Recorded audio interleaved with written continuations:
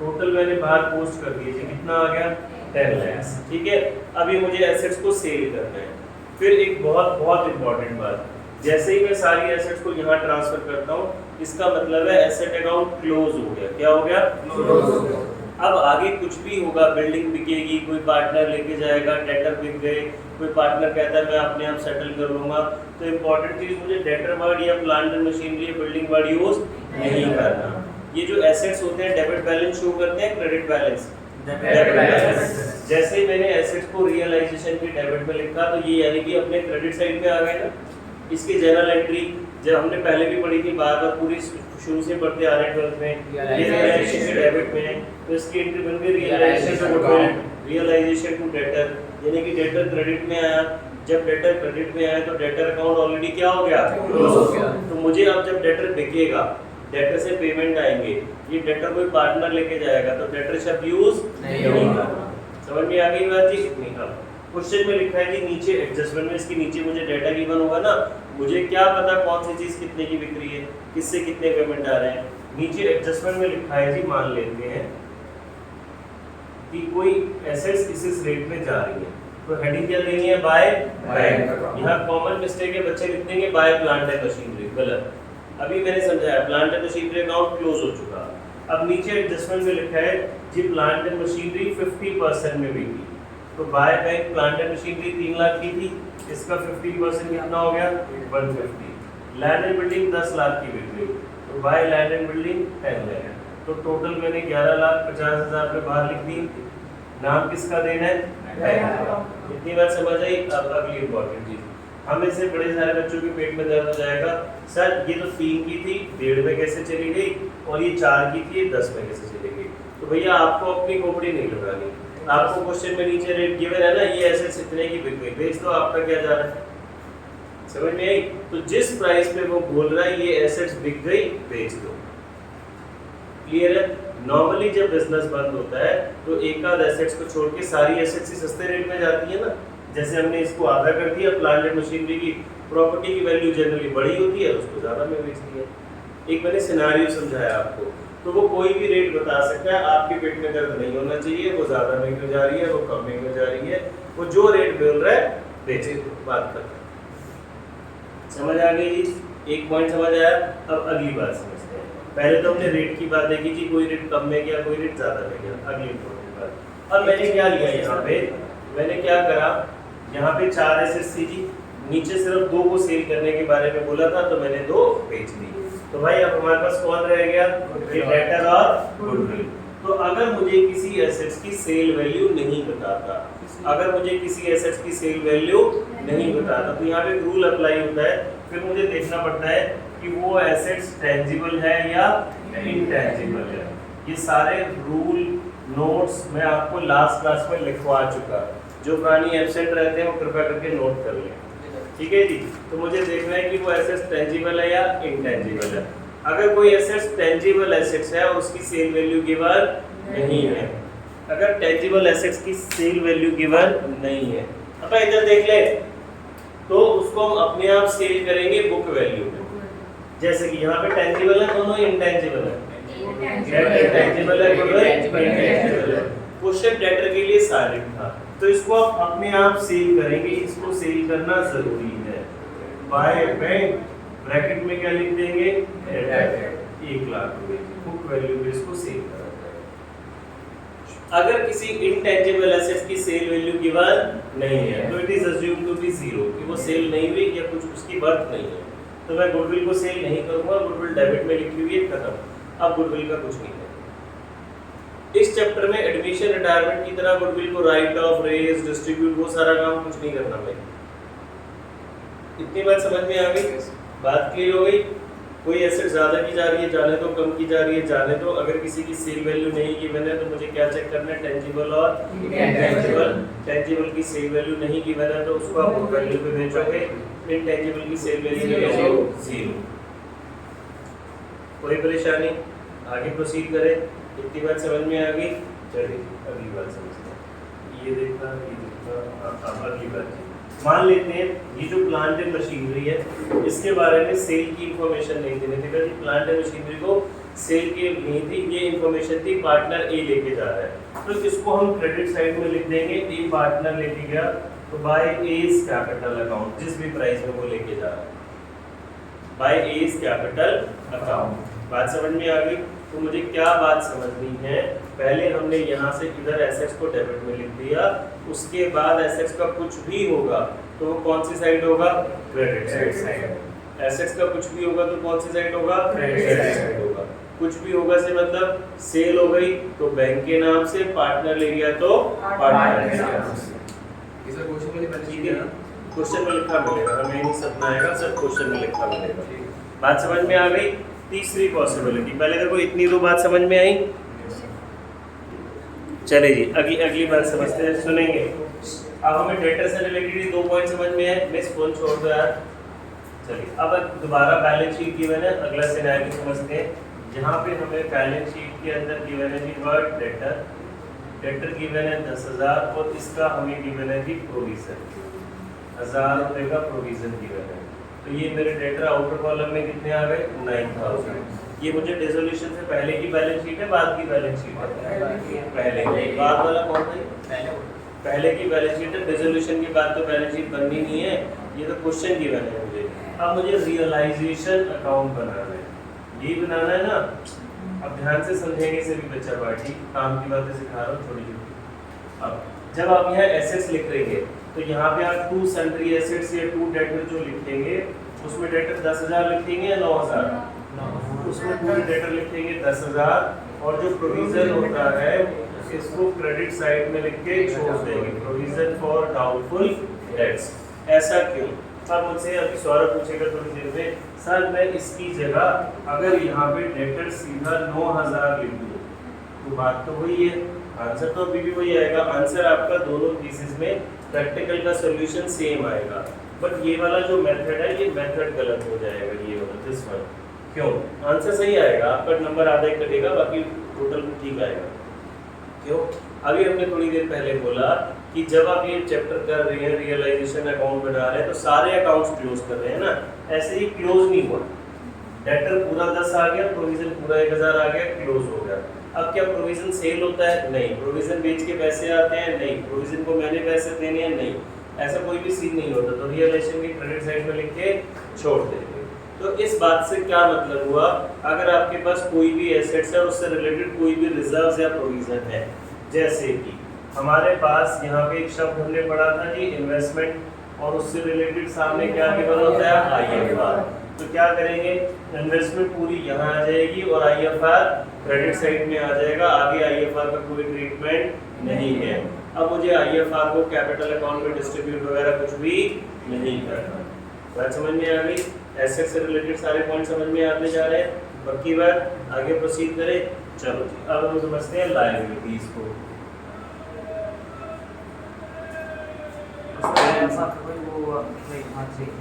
ठीक है जी, अब हम आ गए बैलेंस शीट में लायबिलिटी में। अब हमें बैलेंस शीट में ध्यान से सुनेंगे। ये बैलेंस शीट गिवन है जी, यहाँ पे लायबिलिटीज में गिवन है सबसे पहले कैपिटल ए की और बी की, अमाउंट हम नहीं लिख रहे। फिर गिवन है प्रॉफिट एंड लॉस अकाउंट, फिर गिवन है अपना क्रेडिटर ए का लोन और मिसेस ए का लोन। क्रेडिटर है, ए का लोन है, मिसेस ए का लोन है, पीएडल है। अब हमने क्या सीखा थी, सबसे पहले कौन सा अकाउंट बनाना है? Realisation account. और सबसे पहले कौन सी लायबिलिटीज की पेमेंट होती है? आउटसाइड लायबिलिटीज की। तो मुझे बताएंगे क्या कैपिटल आउटसाइड लायबिलिटी है? तो क्या कैपिटल रियलाइजेशन में जाएगी? नहीं, छोड़ोगी। पीएनएल कोई लायबिलिटी है? नहीं, ये तो प्रॉफिट है, तो प्रॉफिट है ना भाई, तो कैपिटल में चला जाएगा, ओनर से बिलोंग करता है, उनका प्रॉफिट पड़ा हुआ है पुराना।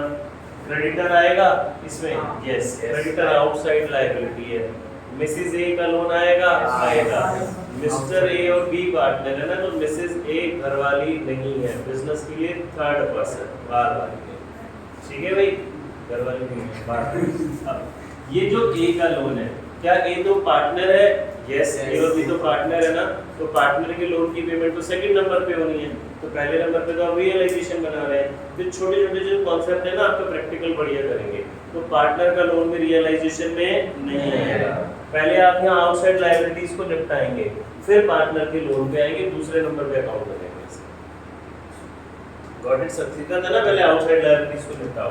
तो आपने भी सारी एसेट्स यहाँ लिखी थी डेबिट में, तो लायबिलिटीज कहाँ लिखेंगे? क्रेडिट। बिल्कुल सिंपल सी बात। तो हमने यहाँ पे लिखा बाय सन्ड्री लायबिलिटीज, हेडिंग दे दी, या by creditor by outstanding separate separate लिख सकते हैं।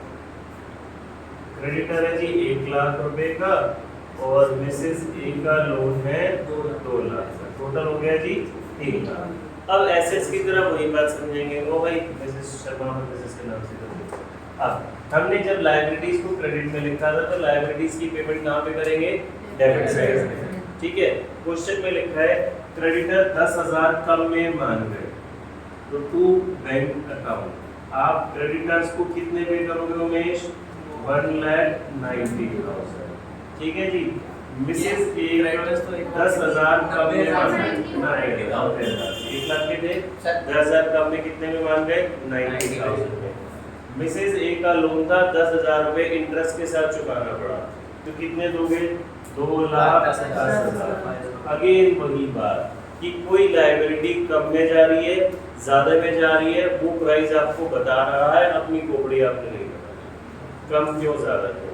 हो सकता है हम तो चाहेंगे बिजनेस शटडाउन हो रहा है कि सब कम में मान जाए, कोई नहीं मान रहा, कोई इंटरेस्ट भी देना पड़ रहा है, उसके अकॉर्डिंग उसने मुझे सुनिश्चित प्राइस बताया, मैंने सबकी पेमेंट कर दी। अगली पॉसिबिलिटी, अगर यानी कि लायबिलिटीज की पेमेंट होगी तो रियलाइजेशन के डेबिट साइड में होगी, बैंक के नाम से होगी।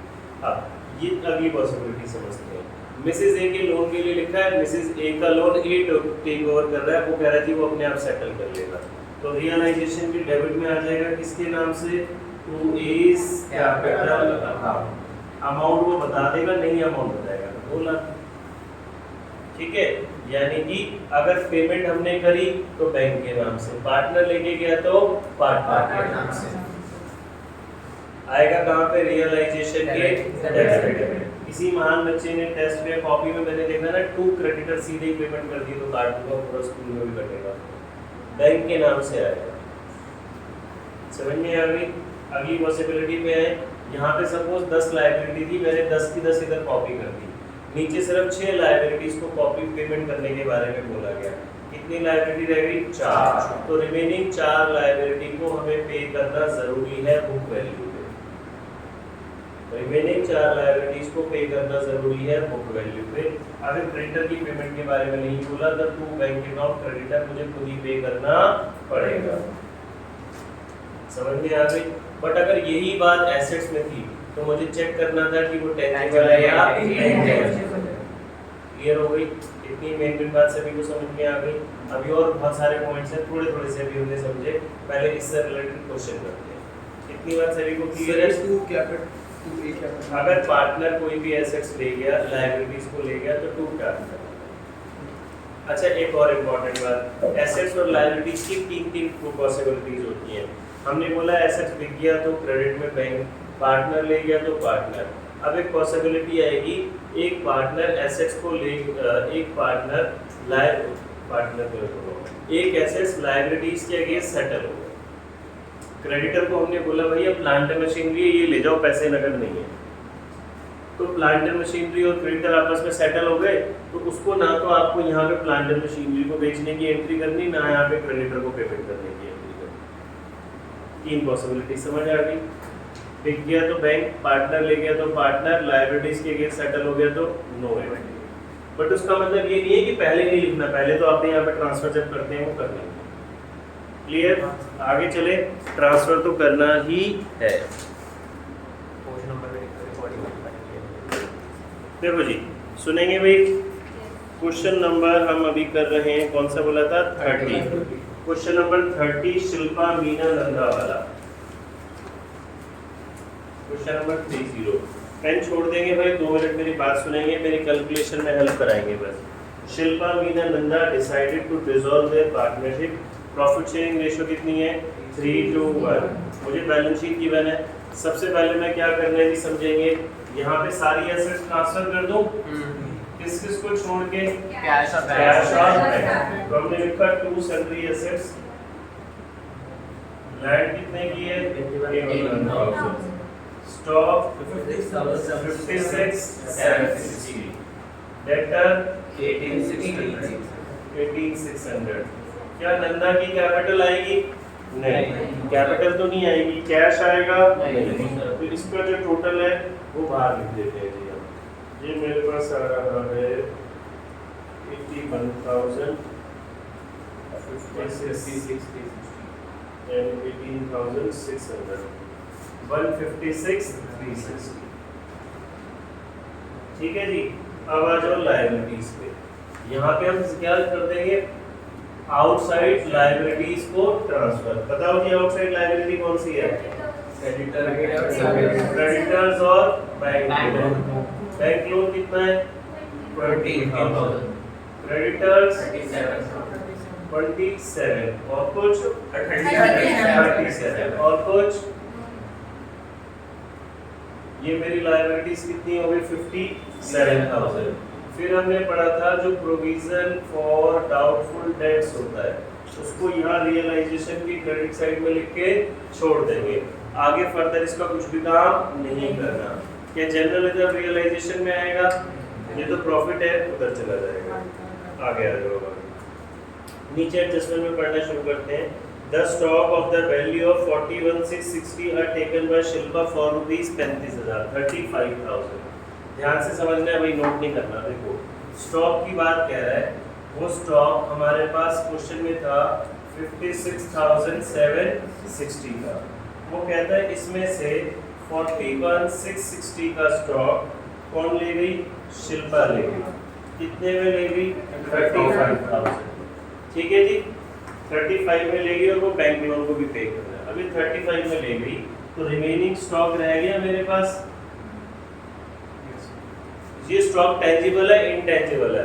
टेंजिबल है। अगर रिमेनिंग स्टॉक के बारे में वो कुछ नहीं बोलेगा तो मुझे से खुद ही पे करना पड़ेगा। अगर नहीं बोलेगा तो अभी क्वेश्चन पूरा पढ़ रहे हैं, बात समझ में आ गई। उसने बोला इतने का स्टॉक शिल्पा इतने में ले गई, तो मुझे बताओ ये 35,000 लिखूंगा, अमाउंट है 41,660। 35 इतने का सामान इतने में गया ना, तो जितना प्राइस में गया उतना ही लिखेंगे। 35 रियलाइजेशन के डेबिट में लिखूं या क्रेडिट में? क्रेडिट में। एसेट्स जो है हमारे पास अपने डेबिट में लिखी, अब एसेट्स का कुछ भी होगा तो कहाँ होगा? क्रेडिट में। पार्टनर शिल्पा लेके गई, बाय शिल्पास कैपिटल अकाउंट कितने में ले गई? 35,000। ठीक है जी। आगे एक लाइन लिखी है, शिल्पा एग्री करती है बैंक लोन को भी पे करने के लिए। ये ना बैंक लोन, लायबिलिटीज का कुछ भी होगा तो कहाँ होगा? रियलाइजेशन के debit to Shilpa's capital account. ये बात समझ में आ गई सभी को? लायबिलिटी पेमेंट होगी तो बैंक के नाम से, पार्टनर लेके जाएगा तो पार्टनर के नाम से। अगला पॉइंट आगे, रिमेनिंग स्टॉक सेल हो गया 14,000 में। तो स्टॉक सेल हुआ तो क्रेडिट साइड में लिखेंगे कैश या बैंक, जो भी हमें नाम लिखना है। देखो मैंने स्टॉक इनर कॉलम में लिखा, नाम ही किसका रहेगा? कैश। आगे वो कहते हैं डेटर 10,000 के थे, उनसे 8 मिले। अब क्वेश्चन में डेटर देखो भाई कितने हैं? 10,000 18,600 के थे, इनसे 8 मिले, तो रिमेनिंग कुछ रह गए ना। तो हम आगे भी पढ़ लेते हैं पहले डेटर का। रिमेनिंग डेटर से कहता है जी 50% मिल गए। एक लाइन छोड़ के लिखा है, देखो डेटर 18,600 के थे, 10,000 वाले डेटर्स ने तो कितने दिए? 8,000। रिमेनिंग डेटर कितने के रह गए? 86। इनसे 50% मिले, तो इनसे टोटल कितने मिले? 43। तो टोटल 12,300 आ गया। सारा पीयूष 12,300 आया हमें। तो बाय बैंक डेटर से 12,300 डेटर पूरे निपट गए। आगे बीच में मैंने कुछ छोड़ा था, लैंड। लैंड सेल हो गई कितने की? 1,10,000। डेटर की बात हो गई। कॉस्ट ऑफ रियलाइजेशन अगले पॉइंट में लिखा है कॉस्ट ऑफ रियलाइजेशन।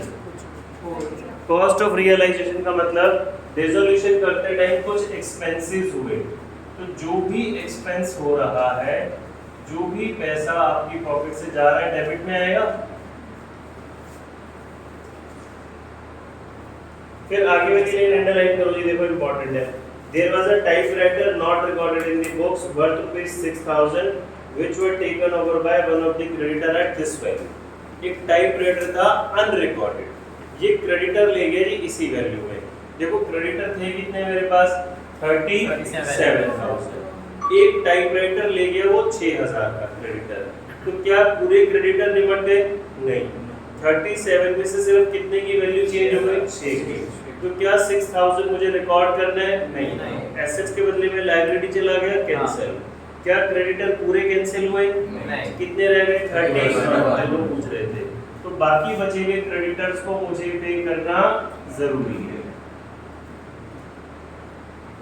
32,200 हो गए टोटल इनका, ठीक है। आगे पढ़ो जी, कुछ लिखा है क्वेश्चन में वो भी बात। अच्छा, अब जरूर चेक करना है मुझे सारी एडजस्टमेंट फिनिश।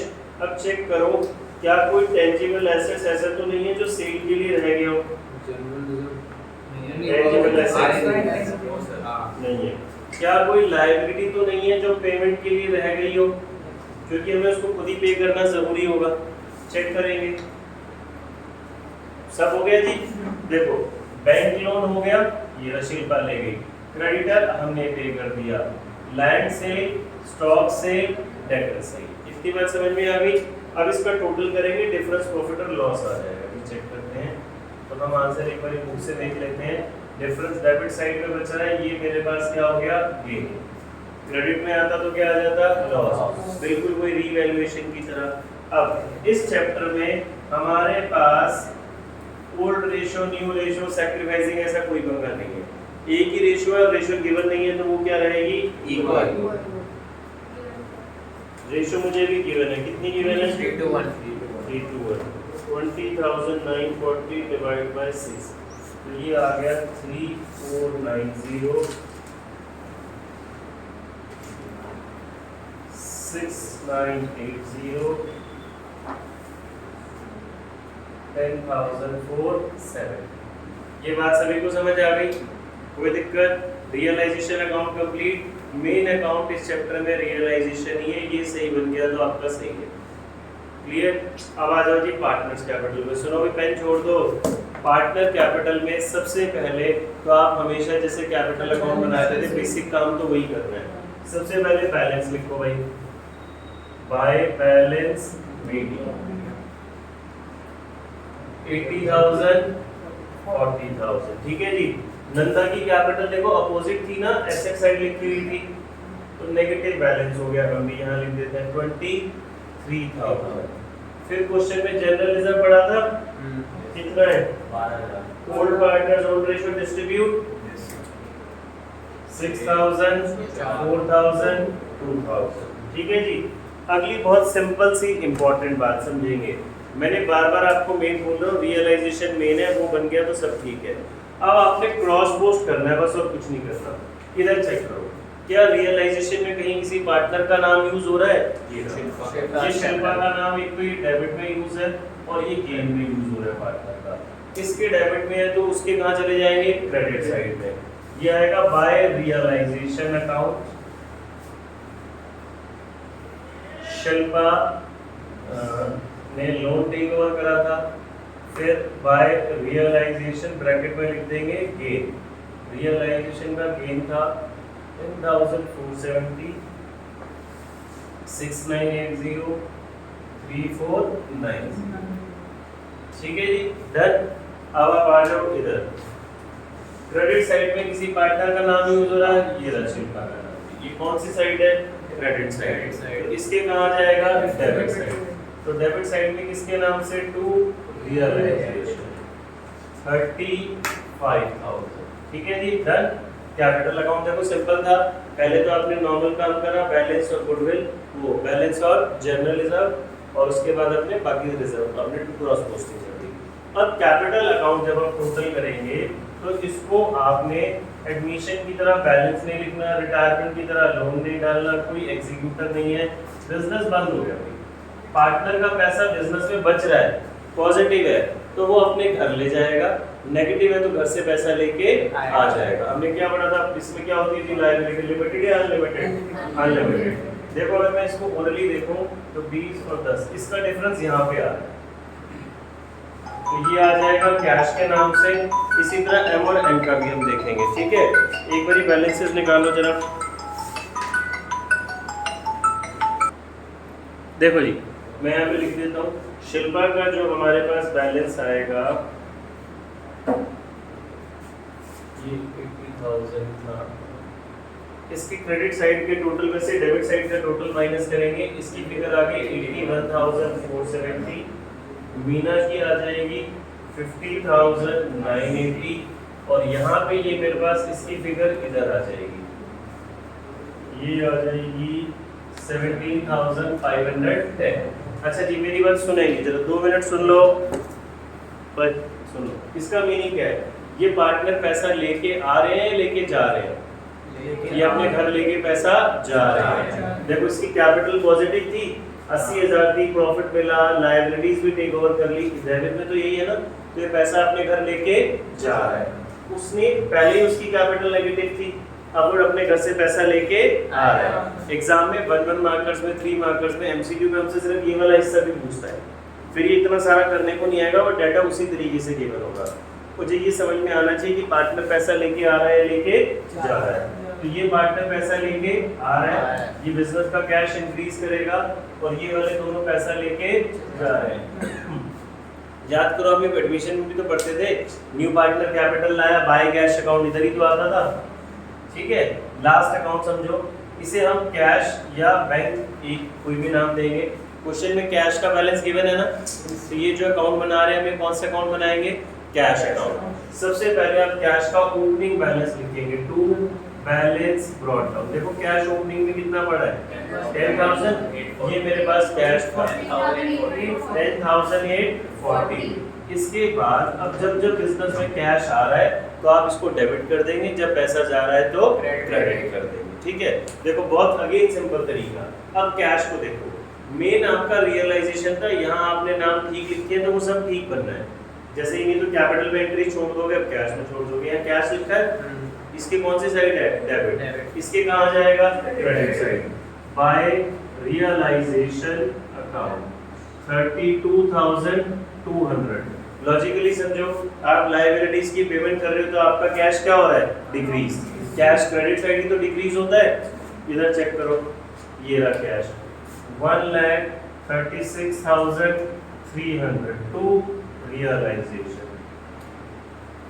क्रॉस पोस्ट ये दोनों डेबिट में, कहाँ आ जाएगा? क्रेडिट। 81,470 50,980। इसको लिखोगे by Shilpa's capital by Meena's capital, ये इधर आ जाएगा टू नंदास कैपिटल, ठीक है जी। इसको टोटल करेंगे, टोटल ये ऑटोमेटिकली मैच कर जाएगा, यानी कि जितना पैसा था उतना पैसा सब खत्म हो गया, खर्च बिजनेस शटडाउन। क्लियर? अगर ये इक्वल नहीं आता तो दैट मींस हमने कहीं ना कहीं मिस्टेक कर दी है। Got it? इसको नोट करेंगे फटाफट से, फिर आगे समझो।